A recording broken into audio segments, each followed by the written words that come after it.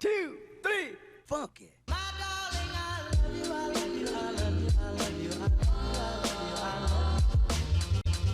Halo semuanya, selamat datang kembali di channel Kardev Indonesia. Kali bersama gue Vita Aditya. Dan sekarang di depan kita ini ada sebuah Toyota Kijang Innova 2.0G manual transmission yang model facelift. Ya, jadi kalau kita lihat dari depannya ini ya, dia itu sebenarnya yang itu kelihatannya bumper aja ya.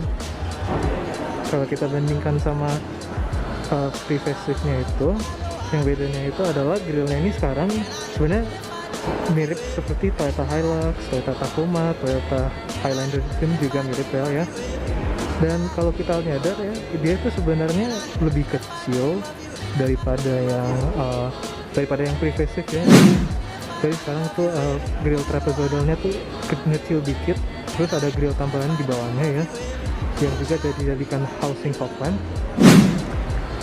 Dan kalau kita lihat ya, dia itu headlampnya itu sebenarnya nggak berubah ya. Jadi itu dia masih halogen reflector, jadi dia lebih high beam sama lampu senjanya itu masih halogen seperti yang pre-facelift.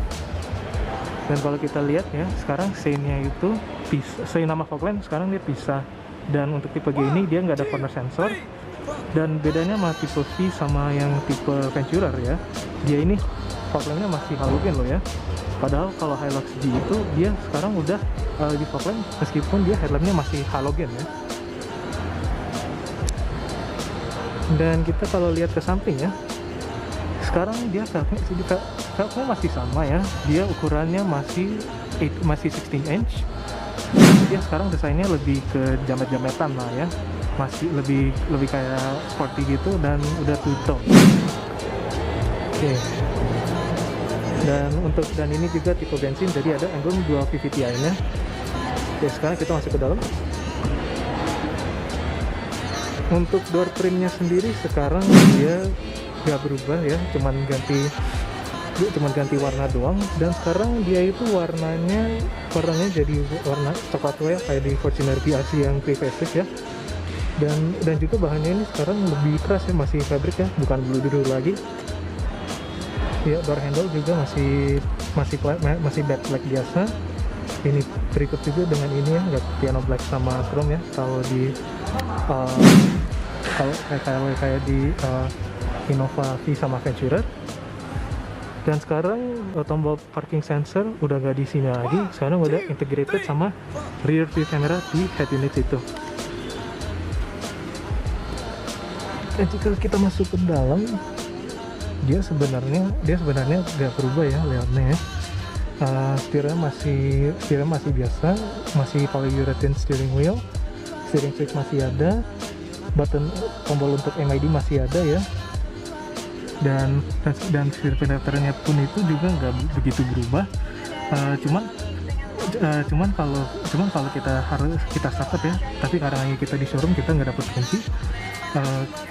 Kalau kita startup sebenarnya ada lampu VSC, karena juga sekarang Innova G ya, dari tipe G manual ya, udah ada VSC-nya tuh ya, untuk mematikan VSC-nya. Dan sekarang untuk head unit-nya sendiri dia itu udah lebih besar ya, dia itu interface-nya mirip kayak Avanza baru, Sienna baru, sama Hilux yang V ya. Cuman sekarang dibikin lebih besar layarnya biar lebih estetik, secara estetika lebih bagus. Sound CD masih ada, dan juga ada iluminasi, dan juga ini sebenarnya bisa ganti warna ya, cuman karena ini di showroom nggak bisa. Dan ini juga kebetulan manual. Ya, dan sekali lagi ya, ini tombol switch-nya ya, bandingannya sama yang lama ya, kalau dibandingkan sama yang lama itu sekarang lebih bagus ya.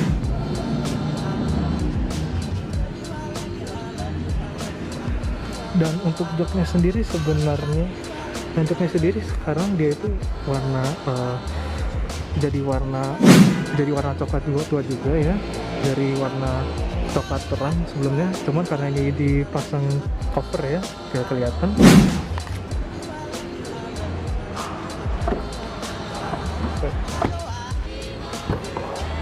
Dan juga kalau kita ke belakang nggak begitu beda ya, cuman ganti warna, ganti ini, ganti itu. ya, dan juga ini sekali lagi ya, ini bahannya dari sama ya, lebih keras, lebih gak enak ya sih dipeganginnya. Oh ya, dan satu detail lagi. Sekarang untuk sanitizernya ya, sekarang pakai bahan plastik ya, keras tuh, gak lembut lagi seperti yang Innova yang Prevasive. Sama juga ini dipakai di Fortuner yang Facelift juga ya, sampai tipe tertinggi pun.